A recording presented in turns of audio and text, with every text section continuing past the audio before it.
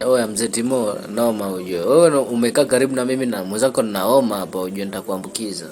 Unafikiria mimi mwenzako naogopa? Damu yangu ngumu, damu ya gunguni.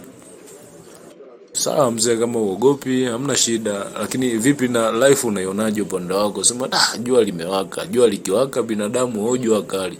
Mvua sasa hivi inaanza kunyesha. Huko upande wako unaonaje ndugu yangu? Life hivyo hivyo tu. Magumu maisha. Sometime nawaza niingie Freemason. Lakini kupambana tu.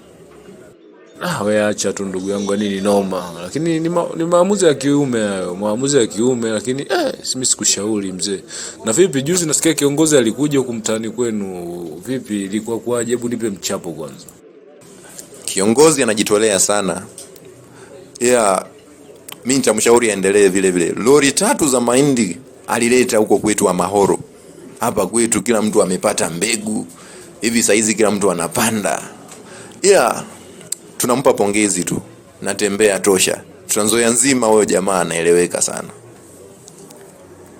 Bwana si mchezo. Mimi ujue nyumbani huko Bongo, yani nilikuwa nasikiaga sana natembea hilo jina lake Trans-Nzoia huko.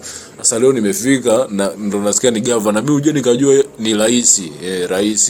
Yani mimi nilikuwa najua yeye ndo rais wa nchi yenu. Kumbe ni governor. Lakini mtu kama hata akiomba rais, si unaona wananchi wanaweza kumpa kwa kishindo. Ni mtu mzuri, hata mimi nimeona tu sio rais bwana kujitoa kama hivyo. Sio rais mtu kujitolea hivyo. Bado atapata tena 5. Hivi si hendu wanamusifia sana. Natembea tosha. Natembea tuko na wewe na bado watu wako watakupatia kura. Hilo ni jambo zuri ndugu yangu. Mimi pia nipo pamoja na nyinyi. Na ujue tumekaa sana huko, tumemwagiza hapa kahawa hajaleta. Ujue naona kama homa bado inazidi. Hebu afanye haraka haraka. Unajua tuna safari, tunataka tutoke, tufanye mambo mengi ya kujenga taifa.